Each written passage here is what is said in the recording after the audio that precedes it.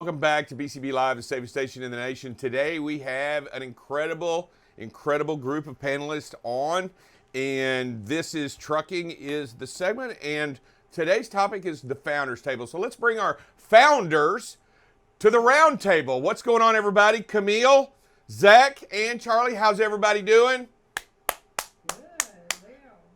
Everybody's here. Y'all made it. Happy Friday. Happy Friday. All right, I'm glad it's Friday. Yeah. So tell me, all right, so real quick, I was talking about energy prices. What do you pay? Where are you at? What are you paying per gallon right now, fuel? A gallon, gas. Well, I have a hybrid, so. I have a hybrid, but you still pay for a gallon of gasoline. Yeah, I guess I don't look at it as much, but I'm here in Texas with you, so There you go. I don't have the 360. issue that Charlie's having an issue. I'm in Chicago, and I also don't really pay attention, but I know that my car used to be about $60 to fill up, and we're right around $100 right now. So that's not good. That's that crazy, isn't it? $40 Isn't is that better crazy? used. Yeah. That's huge. Yeah. Yeah. What it is I don't go a lot of places, so I Zach, don't fill up where you as at? often. I'm just north of Minneapolis, so the Twin Cities area, and I know we're above $3. It started to get closer to the $3 mark, but I know we're still $3.40, something like that, I would believe. Well, I'll tell you what, it's crazy across the country. I can't even imagine paying $7.97 a gallon of gasoline out there in California. So it's still going on. It's all Crazy. insane. I'll tell Yeah. you right. And you're up there too, Charlie, up there in Chicago. So weird stuff going on. All right, let's get down to it. The real topic and the really important reason y'all are here in trucking is that most people think if you want to get into trucking and you want to start a business, you go out and get a truck and you start driving. Well, that's not the case, right? I mean, obviously, from the three of you that are here, that's not the case. So I really want to talk about, we'll start with you, Kameel. Introduce who you are, what business you founded, and why. Kameel, and the owner at Rig on Wheels Broker and Recruitment Services. So we opened in 2010, and basically trucking found me. I had been in sales and recruiting forever. So I fell into the niche and fell in love, but that's why I started, is because it found me. That's literally the best answer I had for that, is trucking found me. Charlie, how about you? I'm Charlie Saffro. I'm the founder and president of CS Recruiting. We're a third-party recruiting firm that specializes in the industry. A little different than what Kameel does. We focus more on permanent placements. Trucking also, I'll say trucking found my husband.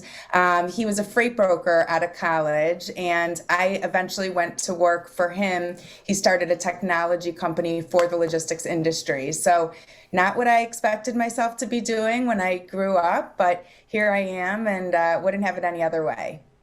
Thank you. All right, Zach. So Zach Swartzendruber, I'm president and founder of Benefits for Trucking. So little unique story on how we started, because we are a third generation agency at the core. So we did start our agency in 1974, before I was around. And the trucking industry was present since the mid 80s, but we were focused on a one carrier type of a process. And now I keep saying this, and I'm proud that we can say thanks to COVID, because there's, glass half full to everything if you choose, right? And my favorite industry since I started 20 years ago, literally in 5 days from now will be my 20th anniversary in this business. I always gravitated to the trucking industry, was my favorite. So COVID happened. You got to make, that big boy decision for your business and your people that work with you. And I said, thankfully, my favorite industry is the most essential out there to keep everything going. And I said, we're all in, let's go. And so since April of 2020, we've been 100% in trucking. 21 was when the brand became a real thing. So it's been a really fun ride. But that's kind of our background. It's a long story, but that's how we got here. Well, I'll tell you, and let's talk a little bit about background, and I'm going to jump onto that because from when you first started, Kameel, from day one to today, what is the biggest difference? Honestly, what is the largest difference from day one to today? Yeah, so I just want to back up just for some transparency. So we are third party as well. And it's permanent placement. It's just I call it the difference between Charlie and I. We only do drivers. And Charlie has a variety in the logistics. But the biggest difference is I started, of course, 1099, and it was just me. So now I have a global team. Rig on Wheels is a global team. So that is the largest difference. We are still just drivers. That's the passion, and haven't expanded beyond that when it comes to that, except for the brokerage side of things. But on the recruitment side, it's still just drivers. And that's the biggest change. It went from me to now a global team. Charlie, what about you? Day one to today, biggest difference? Yeah, I would say, gosh, there have been a lot of changes, but when I first started, people were very surprised to hear that there was a recruiter that knew this industry, that specialized in supply chain and logistics. And really, that's how my business took off. As I was on LinkedIn as a logistics recruiter, and a brokerage reached out to me and asked if I could help them find a sales manager. And then a couple weeks later, an asset provider, and then a manufacturer. Today, I look around and it is no longer just me. There are a lot of companies that provide talent for the industry. Some of them are your huge recruiting firms, and they've just opened up supply chain focused divisions in the last few years. But then there have been a lot of other independent agencies that have popped up. So yeah, Kameel and I would make a good team because we recruit everyone but drivers, and she focuses on the drivers. So we can collaborate. All right, let's go to you, Zach. Day one, you said you've been doing this about 20 years. How has it changed? I mean, what's the biggest difference for you now and then? I think the most enjoyable part of this, I'm going to sound like I'm on The Bachelor, this journey, those of you that have watched that show or have seen a clip, but the journey of getting into 100% trucking, the most rewarding and enjoyable part of it is the network of what trucking and transportation is. And because of the remote work that we do, and I do have reps in multiple states across the country now that we call them area managers because they take care of that state or a couple states if it's a smaller population area. But becoming friends with people that are very high resources for the industry across the country has been extremely rewarding. So it's not just us being product focused, we're solutions driven to make sure that if it's not in our direct toolbox here at BFT, that we have somebody that's trusted and everybody cares about each other in the transportation industry. And that is a huge breath of fresh air. I'm not saying our other industries we used to help prior to being 100% trucking didn't care about each other, but it's a different vibe once you get into the trucking space. So that's the big difference. We've really expanded our product lines and our resources, but the biggest thing for me is the relationships. It's been amazing. Yeah, I'm just going to add my little deal. I know I'm not a founder or anything, but I just want to tell you y'all may not know this, I'm actually a little older, and you may be shocked by that, but I will tell you that it seems to me, in all honesty, it is a ever growing. The main difference for me in trucking is the diversity in the individuals and the talent that is now in the industry than what we had before. It was a male-dominated baseball cap, tobacco chewing guy back in the day, and it was good. It was a good old boy system. And I'll tell you, it wasn't that good, and it was definitely an old system. I'm really amazed by the technology, the data that is just pouring in every day. We had none of that before. We had pagers, and we had quarters in our pocket. And you had car phones probably. Do what? Right, Dave? You had car phones. Yeah. We didn't pay phones, and we had pagers, and we had, let me tell you, it was a different time. But I'm excited because I look back now and I see young people, I see talent, I see smarts, and I see incredible gifts to the industry, and that's really why you're here and to talk about, because you're bringing something different to the table than just the old answer, right? I mean, each of you are working in an area, in a region that's much needed in the industry, but it's not rolling a tractor. It's not shipping a good. It's not loading a dock. It's not doing everything that everybody, quote unquote, thinks that's needed in the business. You're in the backs making sure those things happen. And I think it's a pretty incredible story why each of you here are here talking about it, because those benefits in trucking and finding the right people no matter what you do, and helping to point people in the right direction, it's fantastic that y'all were able to do that. We'll start with you, Kameel. How do you grow your company in today's competitive market? I get this question quite a bit, especially because, like you said, we don't have trucks ourselves. So I'm sure all three of us kind of get this. I'm very, very intentional on everything I do. So whether it's going to be one way or the other, just very intentional. So I write down everything. I have a pad of paper next to me in the middle of the night. So when I wake up with all these ideas, I write them down. It's ridiculous. But I write down my goals, and I take that goal and really dive deep. That's what I do. So instead of just spreading everything so wide, which I think is something you shouldn't do in a competitive market, is going outside, like maybe our niche or whatever you want to call it. I dive deep and then expand from there. So I'm pretty old school. I put a pen to the paper, and that's how I do it. Pen to the paper. Mm-hmm. Charlie? How have we grown? Well, I started the company in 2010, and I am very open about the fact that for the first 7 years, I was an employee at my own company, and that is how I wanted it to be. I wanted to learn the ropes. I wanted to be on the floor with my team. I'm also, driven by being a contributor and a revenue generator. So really our growth kicked in obviously by the demand, and over the years, as the demand was there, we would hire and staff up our team so we could service.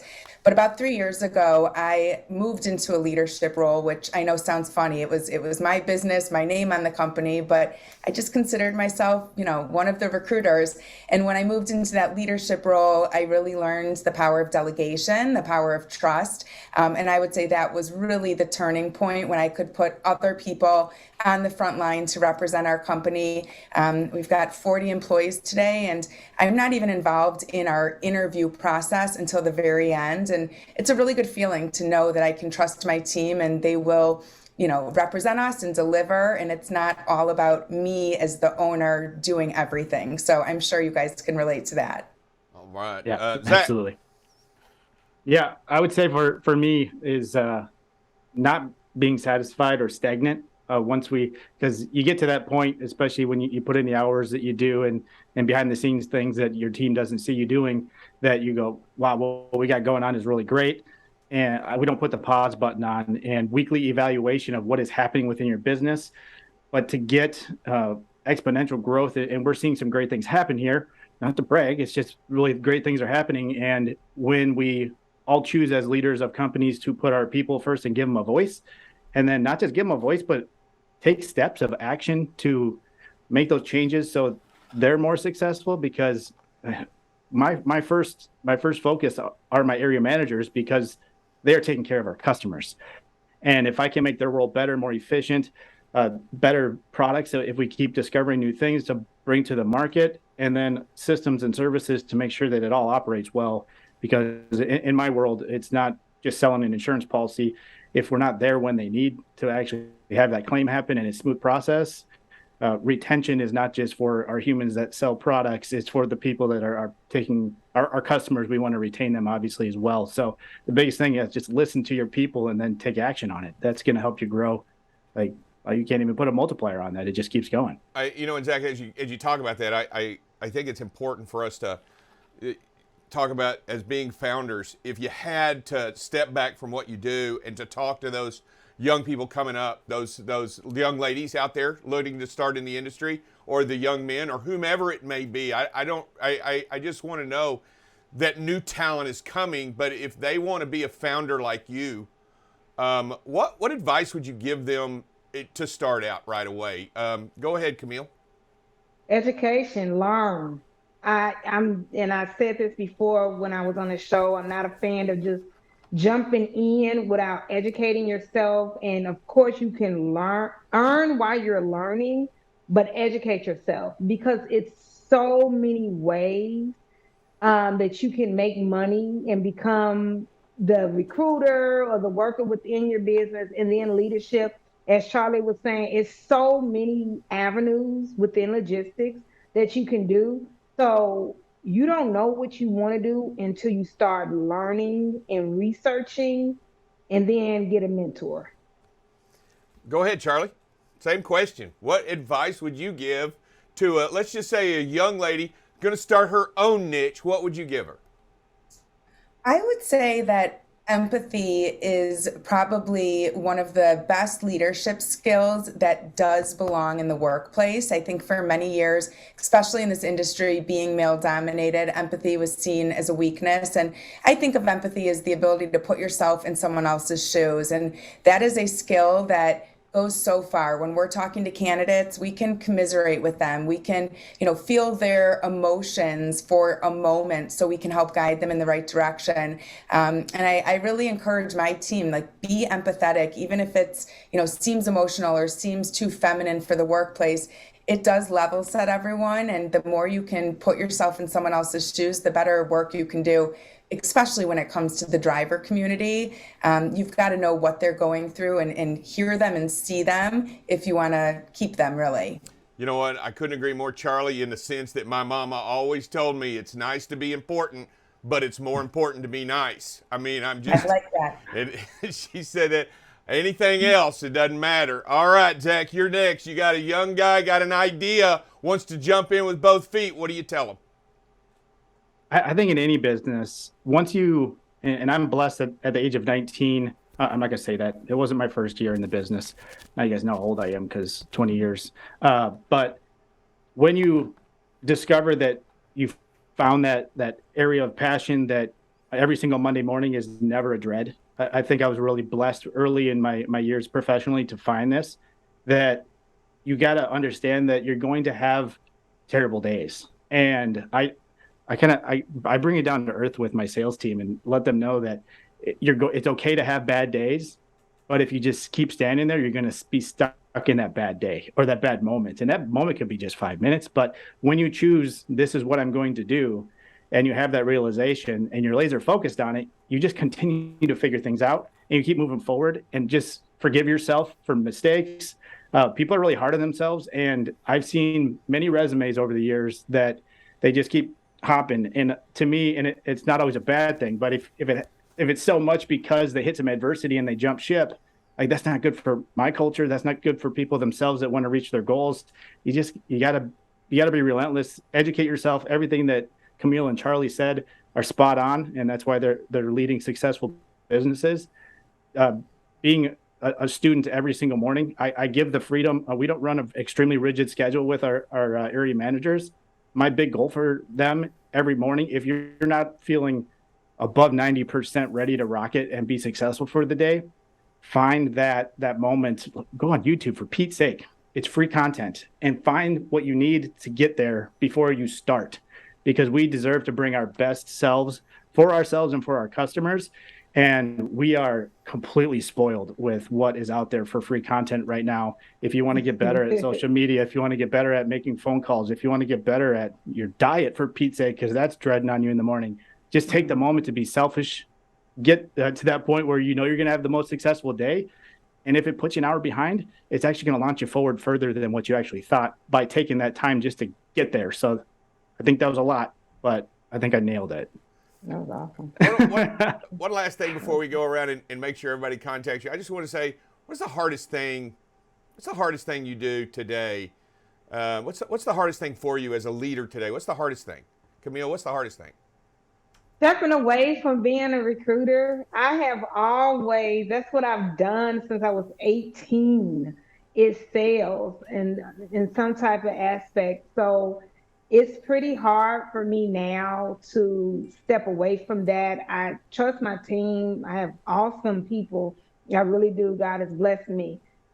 But to step away, that is the hardest thing because I really enjoy being a recruiter. So that's the hardest. What do you got, Charlie? What is the toughest thing for you every day? The toughest thing for you every day. Is making everyone happy. And I have to accept that I never will. I think the human variable. Yeah, I was going is to ask how you do that. How do don't. you do that? I can't even make all three of my kids happy at the same time. So I'm definitely not going to make all of our team members and candidates. But I think that, humans are complex, and you have to accept as a leader that you have to make the right decisions for the business, make the right decisions for your people. But go with the majority if that's what feels right, because there will always be a moment in business where someone is upset or somebody is feeling stressed or not in a good place. And sometimes you can't fix all those problems. So do your best, but don't be too hard on yourself, because you won't make everyone happy. Yeah, I've already figured that out, Charlie, that I don't make everybody happy. And all right, Zach, what is the hardest thing you do today? What's the hardest thing? Yeah, I think hardest thing for myself, I put a lot of pressure on myself, and I know everybody on this panel does. And the good old pen and paper is a blessing to reprioritize, because things come at you throughout the day, not just changing day to day or week to week. And then you got to shift priority of what you're doing kind of on the fly. And if anybody's like me, I have 20 tabs open because I got to jump to something else and come back and get onto my browser again. My wife thinks it's crazy and absurd that I have that many tabs open on my computer, but that's just how I operate. So I think that's the hardest thing, is not spending too much time on something that isn't the highest priority at that moment, when you're juggling 15 things and you feel a lot of responsibility, because we have a team of about 20 folks right now. So a little plug, we're still growing. We're looking for more area managers right now. There's a little plug, but good plug. 50 states for Pete's sake. Zach. There's 50 states. We got room for growth. But that's my big thing, is making sure that priority list is addressed. I get it out of my head. My little tip for anybody out there that has a to-do list and they're not sure what to do first.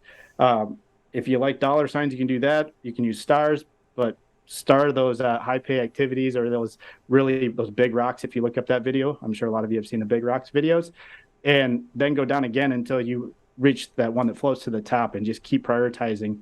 But I personally have to do that a couple times a day, it seems like. So that's my biggest struggle, because I do bounce all over the place, and I'm human, and I give myself forgiveness, because it's stressful when you get to the end of the day and your spouse or anybody around you can feel it.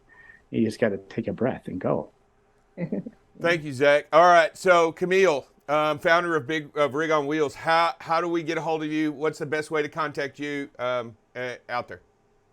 Well, the business number is 281-968-3100, and my extension is 1, and we're on all social medias, but LinkedIn, my personal LinkedIn, Kameel Gaines. All right. Charlie, how do we reach you over there at CS Recruiting? LinkedIn is where we are at. So you could either reach out to me on my personal profile or our CS Recruiting profile. We post a lot of our jobs, a lot of content, advice, and whether you're looking for a new opportunity or looking to hire, we'd love to hear from you. All right. And Zach, we're not forgetting you. And I love that I'm connected to both these ladies on LinkedIn already. So LinkedIn is always great. I coach on that with my sales team. If you want to have conversations with the people that you're trying to reach, get on LinkedIn and you can learn about them. But LinkedIn is great.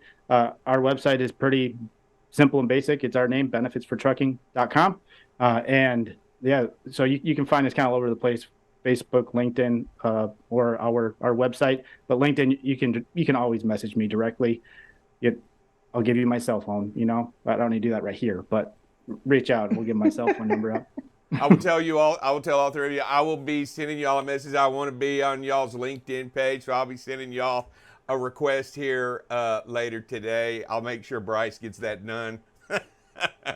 Drive safe, Dave. Hey, I want to appreciate all of y'all for coming in. It's a big deal. I mean, I know it wasn't specifically about trucking, but I think it's important to know the people. and to get the relationships out there, because that's what you're doing and that's how you succeed in this business. I truly believe that, with relationships. And I think it's important that they see who you are and know what you do.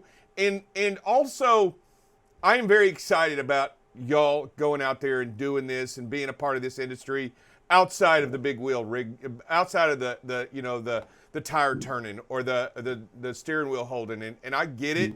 Y'all play a very, very important role here. I want to say thank you to all of y'all for coming in here as founders in the business, and I appreciate all of you. I normally ask everybody to say it, but I think we got too many on, so I'm just going to say it. Thank y'all for being on here at BCB Live, the safest station in the nation. Bye, everybody.